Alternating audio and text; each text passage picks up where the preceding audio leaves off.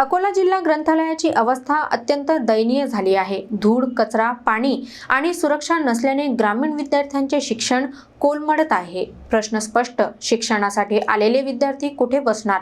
प्रशासन कधी जागे होणार? अकोल्याच्या मध्यभागी असलेलं जिल्हा ग्रंथालय हे विद्यार्थ्यांसाठी ज्ञानाचं केंद्र असायला हवं होतं, पण आज त्याची अवस्था पाहिली तर निराशा पसरते। दररोज ग्रामीण भागातून शेकडो विद्यार्थी स्पर्धा परीक्षेची तयारी करण्यासाठी इथे येतात, पण त्यांना प्रथम दिसतं ते स्वच्छतेचं भीषण चित्र। मजला धुळीने भरलेला, कोपऱ्यात कचरा, कोड्याचं जाडं।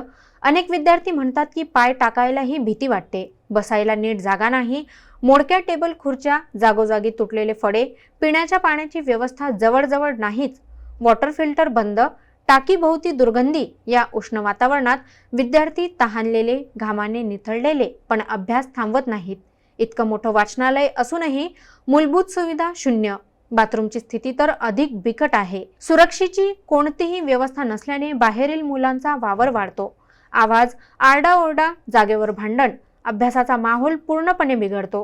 विद्यार्थ्यांचा प्रश्न सरळ आहे, आम्ही शिक्षणासाठी शहरात येतो, त्रासासाठी नाही।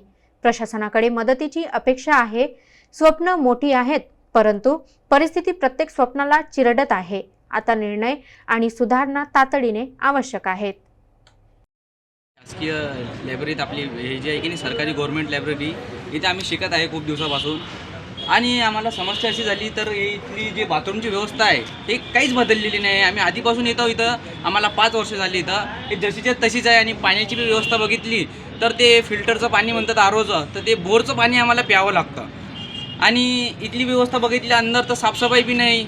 आमच्या पाय म्हणलं चप्पल आम्ही जे घालतो ते पुरी धुळणं भरली राहते आतमध्ये गेल्यावर। म्हणजे आम्ही जसं बाहेरून येतो तशी स्वच्छ चप्पल राहिली आमची की अंदर आत आल्यावर की पूर्ण धुळीची भरून जाते, त्याची काहीच साफसफाई नाही इथली। आणि खुर्च्या अशा पाहाल तुम्ही की तुम्ही बसायला तर पुरी वाकून जाते ते खुर्ची, काहीच कामाची गोष्ट नाही राहिली आहे पहिल्यासारखं। आम्ही प्रशासनाला विनंती करतो की आमच्या इकडं तुम्ही पाहिलं पाहिजे, ह्या दृष्टिकोनातून आम्ही सगळ्यांना सांगतो।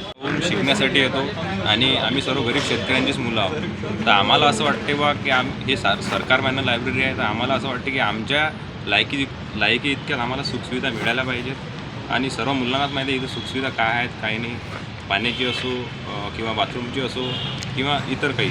तर आम्हाला असं वाटते की बा लवकरात लवकर हे सरकारच्या निर्देशनात आणून द्यावे आणि इथच्या जे पण समस्या आहेत ते तात्काळ सॉल्व्ह करावे, जेणेकरून आमच्या विद्यार्थ्यांना दिलं जाईल।